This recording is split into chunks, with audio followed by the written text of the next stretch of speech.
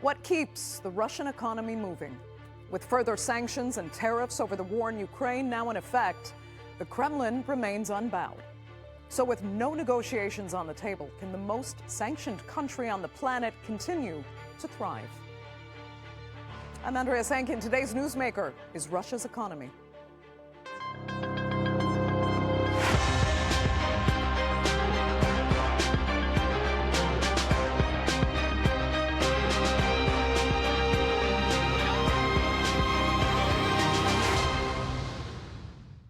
Just a few months ago, the world was asking if threats of increased sanctions on Russian oil and gas, as well as punitive tariffs on Moscow's trade partners, would help end the war in Ukraine. Well, that intensified course of action hasn't worked, and the war, of course, continues. Now, according to several reports, with more than 20,000 measures now in place, Russia is the most sanctioned country in the world, topping even Iran and North Korea. Yet the Kremlin remains unswayed. So what toll are sanctions and tariffs actually taking on Russia's economy? And are the measures hurting trade partners more than Russia itself? Here's a look. For nearly 4 years, Washington and Brussels have tried to choke off the Kremlin's war machine. From oil bans to financial restrictions, Western sanctions have opened a new front in this war.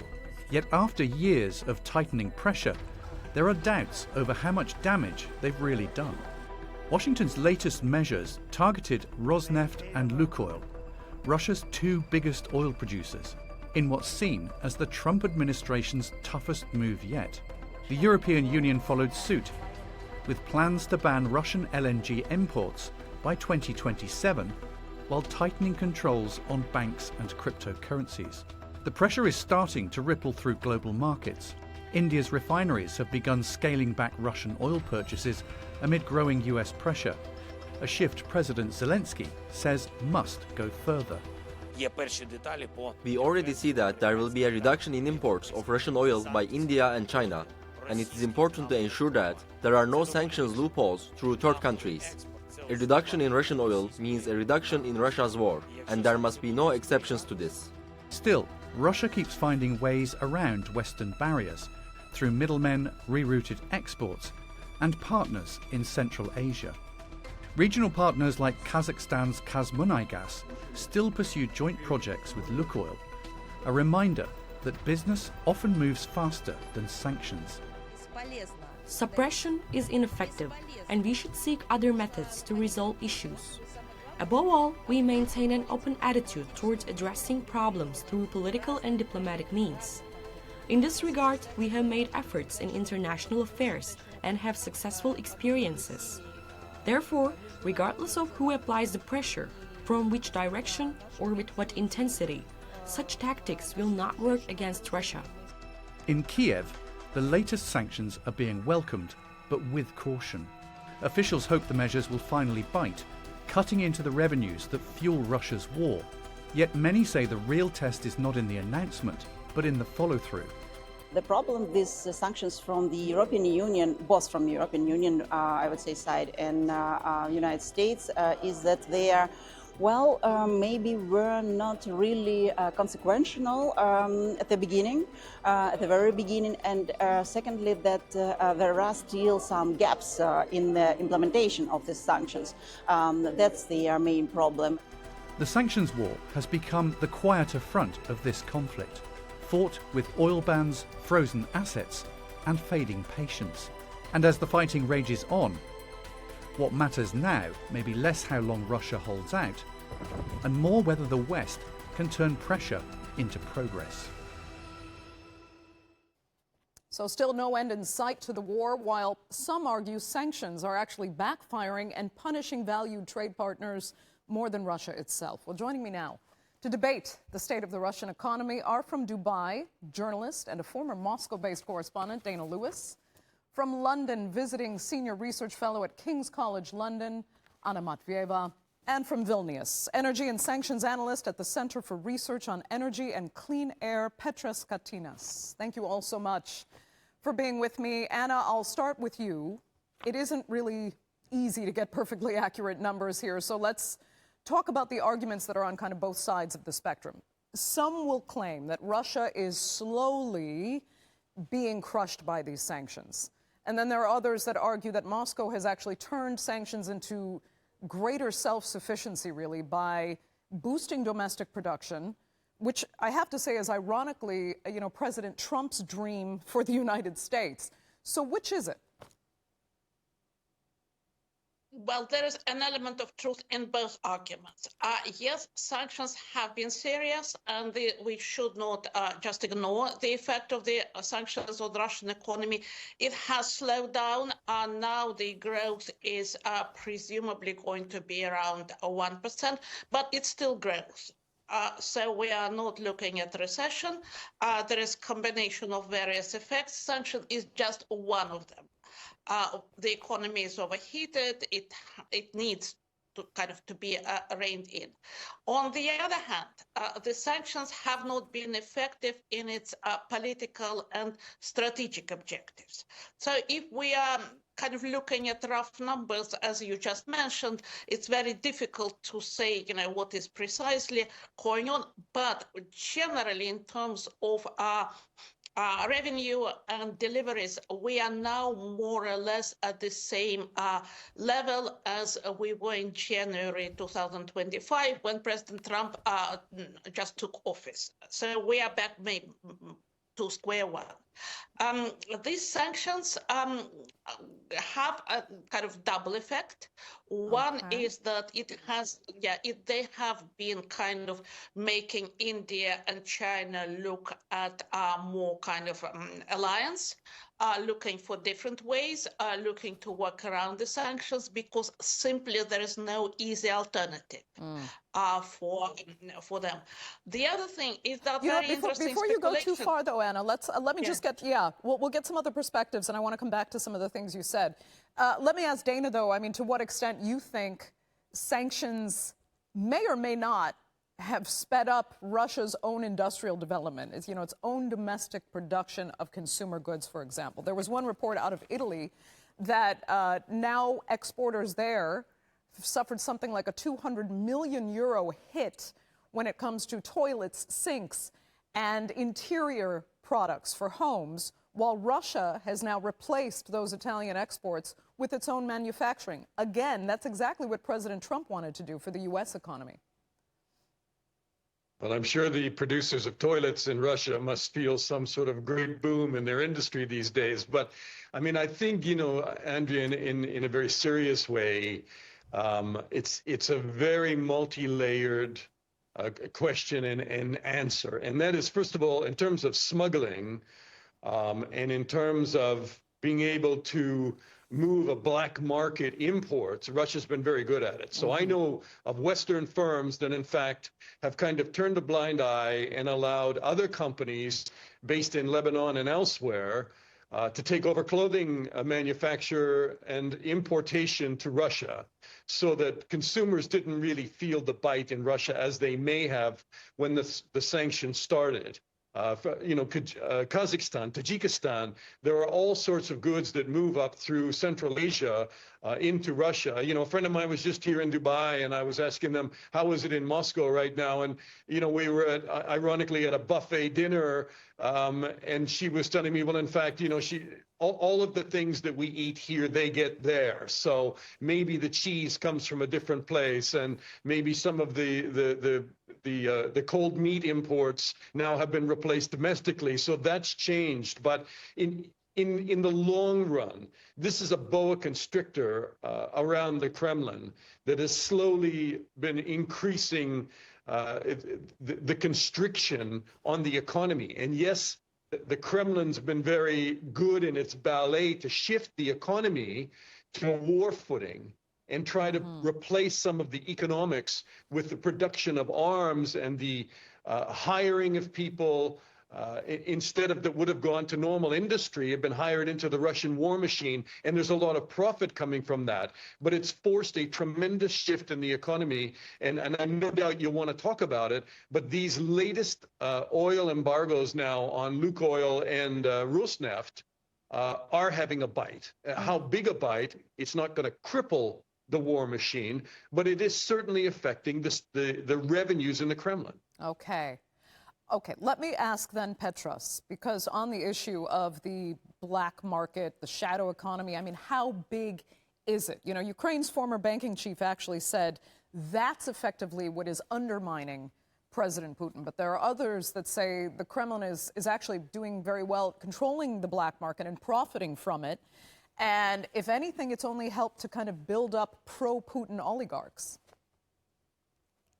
Well, it's hard to speak about black market in generally, because if you ask people who are heavily pro Putin, they will say that there is no black market, and we are very transparent. But where I actually would like to come back, especially to speak about sanctions and its impact, that we should avoid this, to avoid a black and white mindset. Because, for example, when we are speaking about the EU oil embargo, and we only look into export volume, it may seem that the same amount of Russian oil is still reaching global markets, with India, as you mentioned, and other non-sanctioning countries taking the volumes previously going to the EU.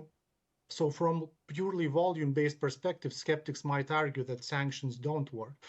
Yet what I honestly would like to emphasize, that the picture changes when we consider the broader economic and operational impact, and here comes probably this shadow market, and specifically shadow fleet and these offshore companies, that because of the EU embargo, Russia cannot sell its oil directly to Europe, so which historically funded significant part of Russia's federal budget. So to bypass sanctions, and both embargo and oil price cap with Western sanctions impose that, Russia has had to invest billions into second-hand tankers, or as popular in the media, the so-called shadow fleet. So what we received, that voyage times have roughly doubled, increasing operational costs. On top of that, Russia crude is now often sold at discount, reducing profitability, because we know Petras, that... Can I ask you about that, though, quickly? Because I did hear one argument that said the shadow fleet issue really is only about not getting insurance, basically from Lloyd's of London, which is the biggest insurer for these marine operations and the marine trade. Instead, Russia is just able to go to Singapore and maybe to countries in Abu Dhabi or Dubai to get that instead. So the whole issue of the shadow fleet, it really hasn't changed the dynamic that much for Russian oil and gas exports.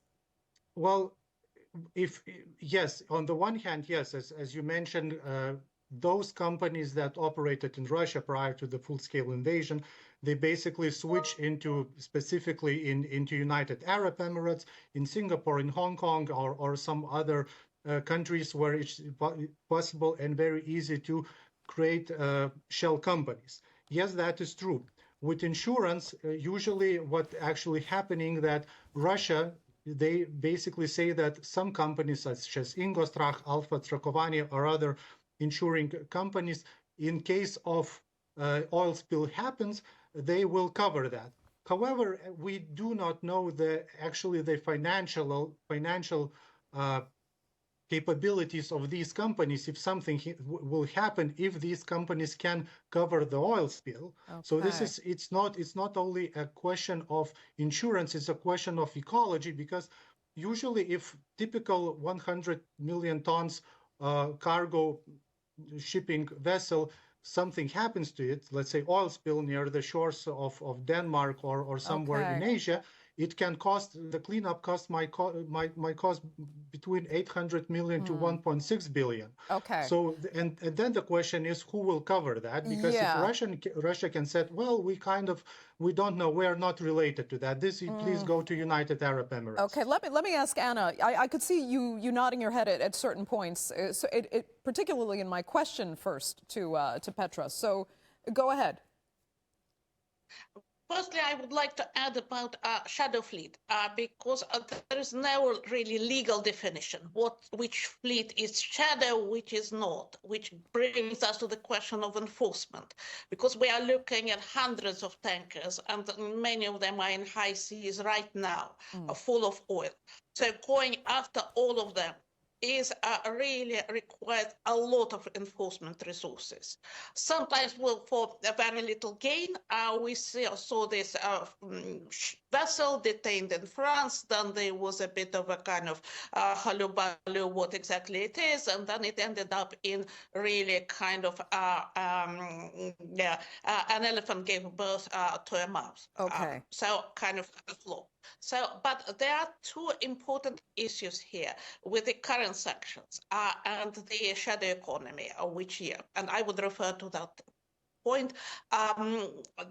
Lukoil is now has to sell its international assets, whom he is selling it to a Swiss-registered company, which Gennady Timchenko, who is a really close associate of Vladimir Putin, used to be a co-founder. Timchenko is not really now on the list because of his own sanctions, but the rumor mill says that he still has quite a bit of influence there. So that there is an argument in that actually it benefits Putin indirectly because the Lukoil money is now going from a private, genuinely independent company to something which has been at least, Timchenko related to Putin in more than one way. So that money may actually benefit the budget and increase control over Lukoil by the state rather than weaken it. Okay, so that can effectively backfire in spite of what some might define as the wishful thinking of Ukraine's former banking chief. But Dana, let me come back to you, because you talk about how, and you've said before that on the ground Russians are suffering. They're really feeling the effects of these sanctions. But are they suffering, if they are, any more than really anyone else on the planet, especially if we look at even the United States again, where the cost of living continues to rise, unemployment continues to rise. So are Russians really feeling any heat enough to try and pressure their government in any way to end the war and end the sanctions? No, I don't think so. In short, I mean, you're not seeing empty shelves. You're not seeing people rise up in the streets. 10,000 to 30,000 workers are being diverted into the draft, every week. I think the number is, and the amount of money that's being paid to people to go in the army is quite significant, to the point that some people can go back to their regional cities and towns and buy an apartment or buy a house there afterwards. So there's some economic benefit to Russians. But so within the country, no, it's not causing people to rise up. But I think we need to measure this in a couple of ways. Do you say that sanctions fail if they don't stop the war? Well, I don't think that was ever. That was the point. That was never a headline. Was the point of the U.S. when Trump didn't get what he wanted out of meeting with Putin, and he canceled the last meeting saying, he canceled the last meeting saying it was pointless because Putin wasn't going to budge. I don't think then you he can brought quote in more anybody, sanctions. Andrea, that says that the sanctions were designed to stop the war. They were designed to get the Kremlin's attention from President Trump, who felt that he wasn't being taken seriously after all these telephone conversations he's had with President Putin. They are designed to restrict the war machine, which they've done. I don't think you can take $750 billion out of the Russian economy and say that that hasn't in some way had impact on the assembly line of weapons that are going into Ukraine to kill Ukrainians. So certainly there has been impact, and the design of it was nobody was naive enough to say sanctions would stop the war. I think there were certainly estimations that removing Russia from the international banking system, SWIFT, would have had a much bigger impact than it did, and Russia was very good at getting around that. I fail to understand what would ever be the point of instituting sanctions and tariffs the way has been done if this wasn't about the war in Ukraine. Everyone's paying a price for it. Of course it's about the war in Ukraine, but nobody thought it would slam the brakes on the war. Nobody thought that. Well, nobody thought it would slam the brakes on the conflict. Anna, I can see you disagree as well. Go ahead, Anna. Well, actually, the sanctions were sold to the Western public that we all have to suffer with high heating bills and economic hardship, precisely because sanctions are going to strangle Russian economy and cripple it and bring it to its knees, and Putin would not have any resources to continue with that. We are not, they were not sold to the public as, like a general idea of somehow weakening Russian economy, because now the argument is being made that sanctions, especially on the energy sector, had a real goal of bringing the US into the European energy market and wiping Russia out. That goal is being successfully achieved, and by 2027 that would be achieved. The European Union imposed a new package of sanctions. Europe is not going to buy Russian LNG since 2027, so Europe is going to consume more expensive LNG from the United States. So sanctions actually can amount to a trade war between Russia and the US over European energy market. US is winning, yes. No, we only have a few minutes left, so I wanted to get Petras back in the conversation as well, because, back to the questions of how sanctions can even be effective. Many are arguing that it's backfiring now. The tariff punishment is backfiring because a lot of European countries were somewhat dependent on Indian oil, refined Indian oil being exported to EU markets. That has in turn angered countries like Hungary and Slovakia, who have veto power in the EU. So the bottom line is they still need Russian oil and Russian gas, and India still has to have a way to get it to European markets. I mean, how are sanctions going to work at all if that's the position of the EU, with two members having veto power at present? Well, first of all, I want to say that the situation with India and refined oil products that are going into the EU, during the latest sanctioning packages, actually the EU already solved this issue. So since January 1st of 2026, the refined products from refineries that run on Russian crude oil will be banned. So this, and the same we see, the UK already implemented that. We've been seeing constant ongoing discussion in Australia.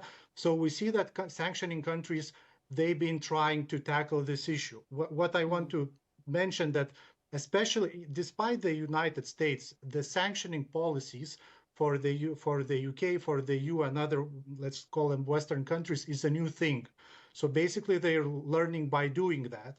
So this is one issue. The second issue, as already mentioned, is monitoring and enforcement, because never in the sanction history there were no such a magnitude of sanctions that's right now on Russia. So the EU basically does not have manpower to track everything, and they need to learn that. The OFAC, if you ask people in DC, they'll say that basically this is the most overwhelmed institution in DC. So basically this is the second issue of enforcement. Speaking about Hungary and Slovakia, to be frank, they were granted these exemptions in order to basically diversify their own source of supply. But actually what Hungary did, instead of phasing out Russian crude oil, they actually increased the import of Russian crude oil, despite that they have entering ports via Croatia, both for natural gas and for crude oil. So for Slovakia as well, they have Poland for that. They have Germany and other countries that has entering points and ports there. So some of these countries, basically, they've been using it as an excuse in order to have better relations with Russia. Speaking about how actually it's possible to avoid this veto power, which the EU member states have, and the EU Commission showed with the latest Repower EU, when they said that this time we're going via trade, not via sanctions, because when you are going via trade, you don't need unanimous vote. So this Okay. is how basically was possible to phase Russian LNG and Russian pipeline gas, and including, of course, crude oil phase out in 2028, which will happen with pipeline gas and crude oil. So basically, it's impossible to do. But having in mind that all the EU, it's 27 member states, which has its Okay. own interests. So it's basically very bureaucratic approach, which Yeah. we, of course, we need to understand that it's not a one country as the Right. United States or other countries. Okay, Dana, quick final words. 30 seconds.